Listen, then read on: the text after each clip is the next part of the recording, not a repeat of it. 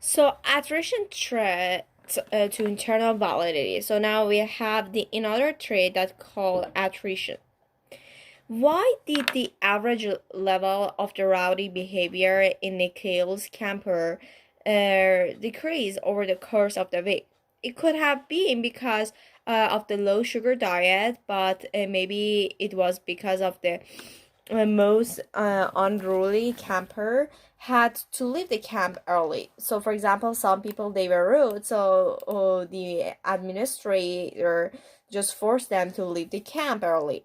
Similarly, the level of depression among Dr. Yuki's patients might have decreased because of the cognitive therapy, but it might have been because three of the most depressed women in the study could not maintain the treatment regimen and drop out of the study. The post-test average is lower only because these extra high scores are not included. In the studies that have a pre-test and a post-test, attrition sometimes referred to as a mortality is a reduction in participant numbers that occur when people drop out before the end, right? So they drop out actually before the end. The attrition can happen when a pre-test and post-test are administered on a separate days and some participants are more and are not available on the second day. An attrition trait becomes a problem for internal validity because attrition is systematic. That is when only a certain kind of the participant drops out. So we have now the problem with our internal validity because it's attrition. So there's some people that do drop out. That is when only a certain kind of the participant drops out.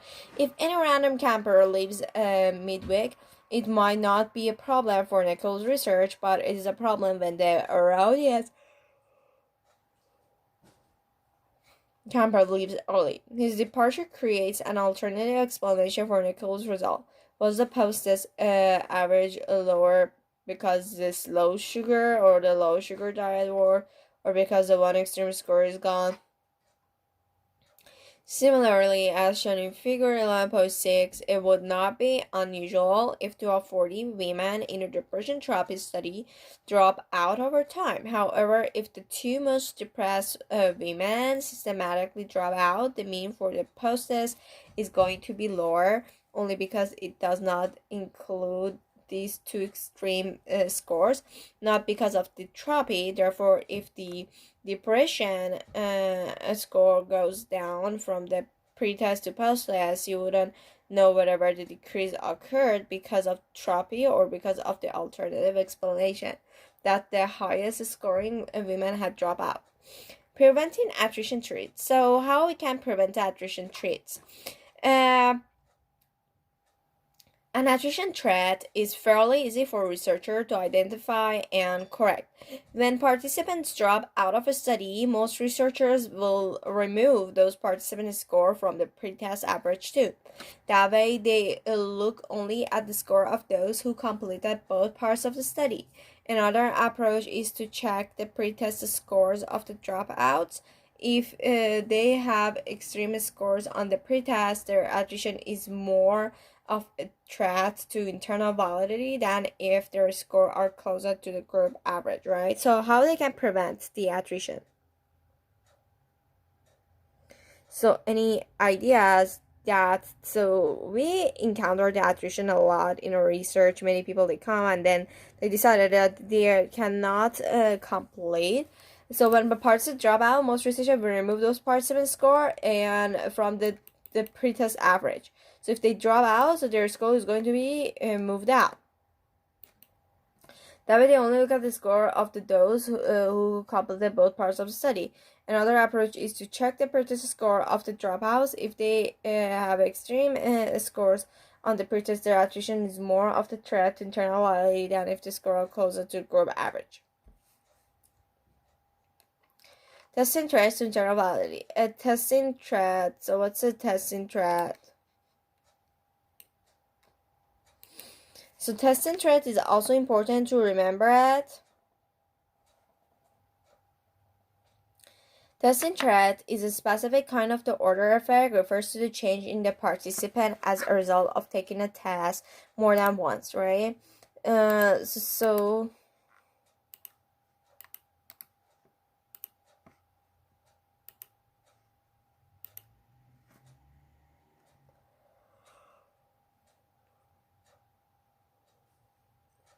we call it dependent measure more than once. People might have become more practiced at taking the test, leading to improved scores, or they may become fatigued or bored, which could lead to the worse scores over time. Therefore, testing threats include practice effect, right? So testing threats include, so when we talk about the testing threats, it include the practice effect. In an educational setting, for example, a student might perform better on a post-test than on a pre-test, but not because of any educational intervention. Instead, perhaps they were inexperienced the first time they took the test, and they did better on the post-test simply because they had more practice the second time around, right? So the first time they were inexperienced, but the second time they did better because they got familiar with the concept and the ideas. So how we can prevent the testings threats? Like, for example, if you take it the first time, you might fail it for the second time. So how we can prevent the testing threats? To avoid testing threats, researchers might abandon a pre-test together and use a post-test design only. So they might just ignore the pre-test. They say, we do not use a pre-test, we use only post-test. If they do use a pretest, so if they use a pretest, right, they might opt to use alternative form of the test for the two measurements. The two forms might both measure, so for example, depression, for example, but use different items to do so. A comparison group can also help if the comparison group takes the same pretest as post-test, but the treatment group shows an even larger change. Testing threats can be ruled out. So we have a pretest and post-test. So ability scores. So we have pretest, post-test, treatment groups, comparison groups.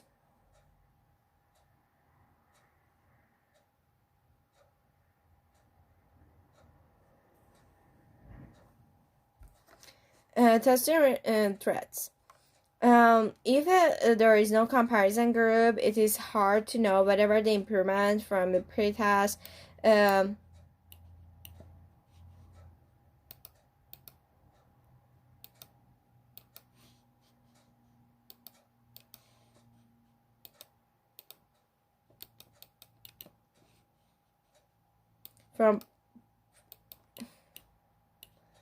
pretest to post is caused by the treatment or simply by the practice. The result from a comparison group can help rule out the testing threats, but groups might improve, but the treatment group improves even more, suggesting that both practice and the true effect of the treatment are causing the improvement. So we have the treatment group, and the comparison group, right? So sometimes just avoiding the practice effect or testing effect, researchers just come to do not consider the pre-test, but they are going to start with the post-test. We have a time one scores full sample, so we have the score mean after 5.71, mean after 4.32. So time two scores with two fewer people, time a score full sample.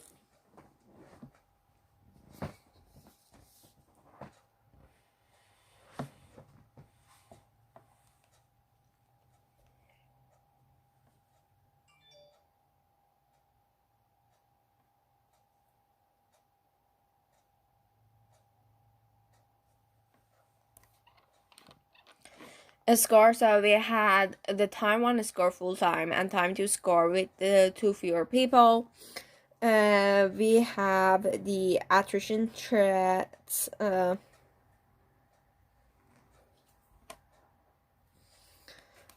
if two people not by blue dots drop out of the study, both of whom score at the high end of the distribution on the pretest, the group mean changes substantially when their scores are omitted, even if all other scores stay the same. If the dropout scores on the pretests are close to the group mean, removing their scores does not change the group mean, such as.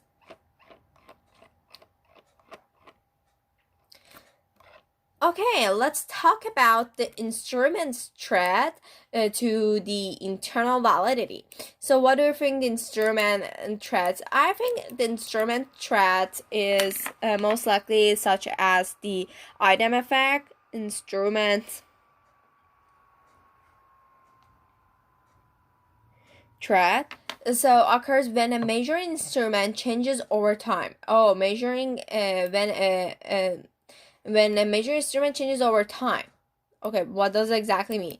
In observational research, the people who are coding behaviors are the measuring instrument. And over a period of the time, they might change their standard of judging behavior by becoming more strict or more lenient, right? So they can become more strict or more lenient. Thus, maybe Nicole's campers did not really become less disruptive. Instead, people judging the campers' behavior become more tolerant of shoving and hitting. Another case of an instrumentation thread would be when a researcher uses different forms for the pretest and post-test. But the two forms are not sufficiently equivalent. Dr. Yuki might have used a measure of depression at pretest on which the people tend to score a little higher, and another measure of depression at post-test that tends to yield lower score. As a result, the pattern she observed was not a sign of how good the cognitive trap is, but merely reflected the way the alternative forms of the terms are calibrated. Preventing instrumentation threats. To prevent instrumentation threats, researchers could switch to a post-test only design or should take steps to ensure that the pretest and the post-test measure are equivalent. To do so, they might collect data from each instrument to be sure the two are calibrated at the same time. To avoid the shifting standards of behavior coders, researchers might retain their coders throughout the experiment, establishing their reliability and validity at both pretest and the post-test. Using clear coding manuals would be an important part of this process. Another simple way to prevent an instrumentation threat is to use a post-test only design in which behavior is measured only once. Finally, to control for a problem of different forms, Dr. Yuki could also counterbalance the various of the tasks, giving some participant version A at a pretest and version B at the post-test, and giving other participant version B not the A. Instrument versus testing threats. Because those two threats are pretty similar, here's a way to remember the difference. Instrumentation threats means measuring instrument has changed from the time 1 to time 2. A testing threat means the participant changed over the time from having been tested before, right?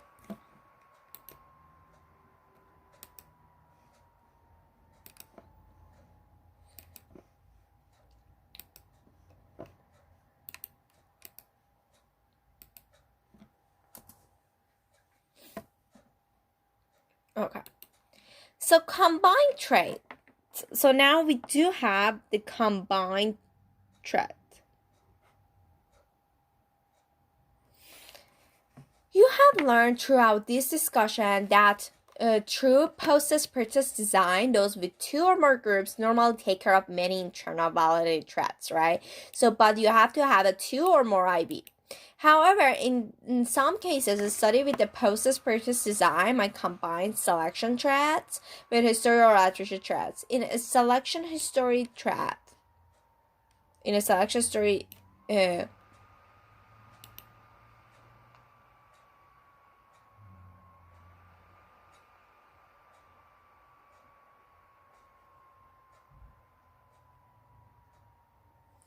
a selection story thread, so we have a selection story thread.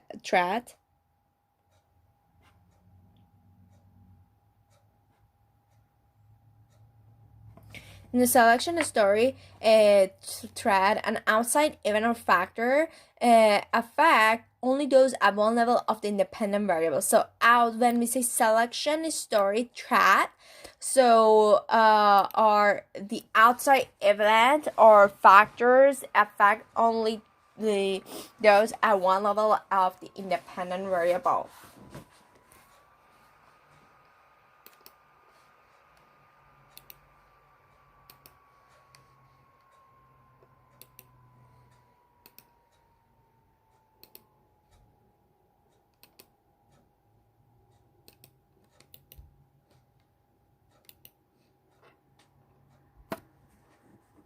For example, perhaps a dorm that was used as a comparison group was undergoing construction, and the construction crew used electric tools that drew on only the dorm's power supply. Therefore, the researcher won't be sure, was it because the Go Green campaign reduces student energy usage, or was it only because the comparison group dorm used too many power tools?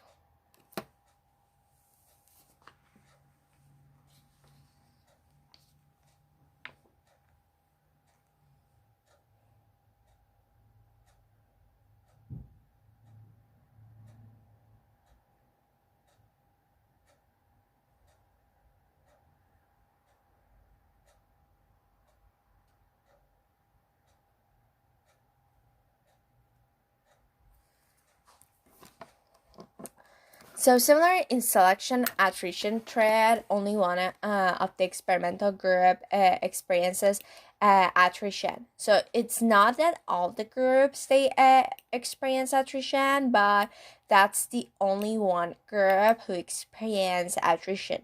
If Dr. Yuki conducted her depression therapy experiment as a pretest post-test design, it might be the case that most severely depressed people dropped out, but only from the treatment group, not the control group. The treatment might have been especially are the notes for the most depressed people, so they drop out the study because the control group was not undergoing treatment. They are not susceptible to the same level of attrition. Therefore, selection and attrition can combine to make the Dr. Yuki unsure.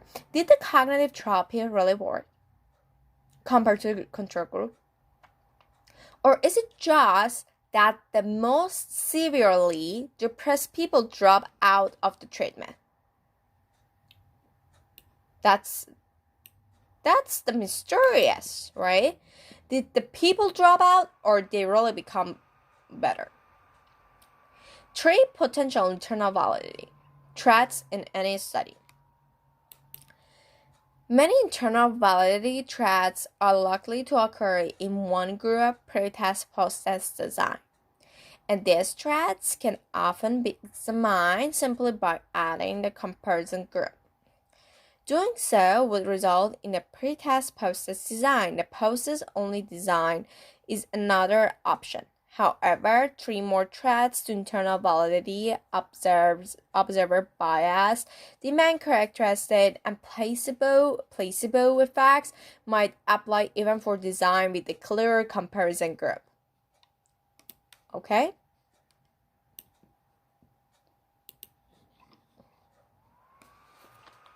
So now let's talk about the observer bias. Observer bias can be a threat to internal validity. In almost any study in which there is a behavioral dependent variable, observer bias occurs when researcher expectation influence their interpretation, right? Of the result. For example, Dr. Yuki might be a biased observer of her patients' depression. She expects to see her patients improve whatever they do or do not. Nikhil may have a biased observer of his campers. He may expect the low-sugar diet to work, so he views the boys' protest behavior more positively.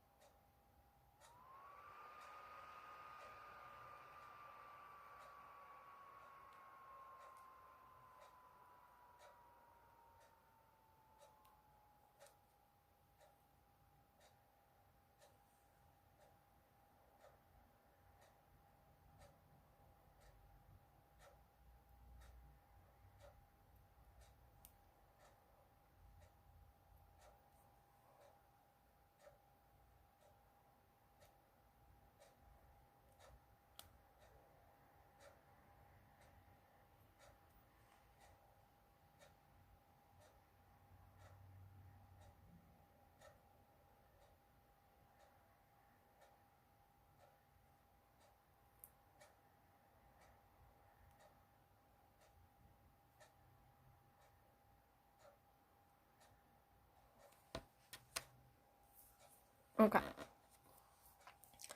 So after results, Dr. Yuki wants to see the improvement, and she's going to bias her result, right? Whatever they do or do not, Nicole may be a biased observer of his campers. He may expect the low sugar diet to work, so he views the boys' post behavior more positively. Although comparison group can prevent many threats to internal validity, they do not necessarily control for observer bias. So there is nothing to control for the observer bias. Even if Dr. Yuki used a no-tropic comparison group, observer bias could still occur. If she knew which participant were in which group, her biases could lead her to see more improvement in the tropic group than in the comparison group.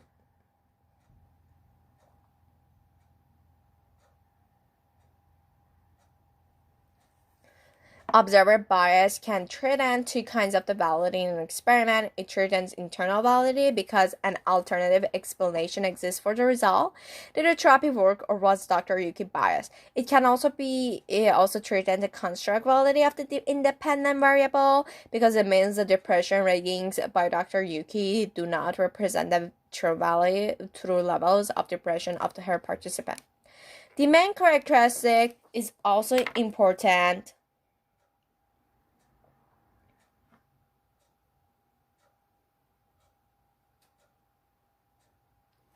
Right. The main characteristics are problem and participants guess what the study is supposed to be about and change their behavior in the expected direction, right?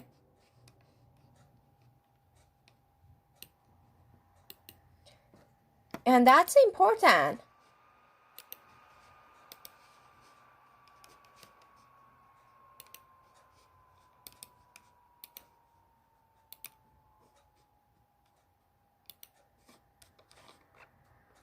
For example, Dr. Yuki's patient know they are getting trapped. If they think Dr. Tupi expects them to get better, they might change their self-reports or the symptoms in the expected direction.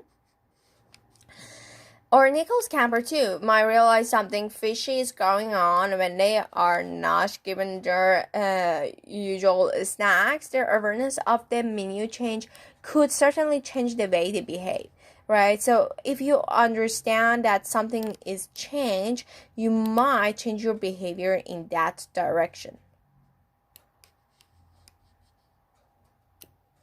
The main characteristic.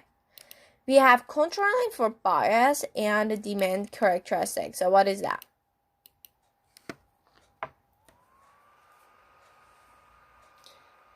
To avoid observer bias and demand characteristic, researchers must do more than add a comparison group to the study. The most appropriate way to avoid this problem is conduct a double-blind study, in which neither the participant nor the researcher who evaluate them know who is the treatment group and who is a comparison group. So double-blind study, it means that even the researcher, they do not know who is in the comparison group and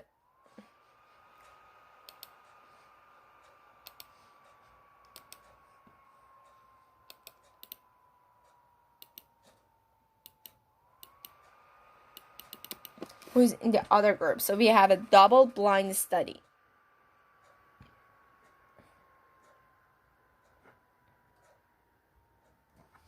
Alright, so we can just skip it right now.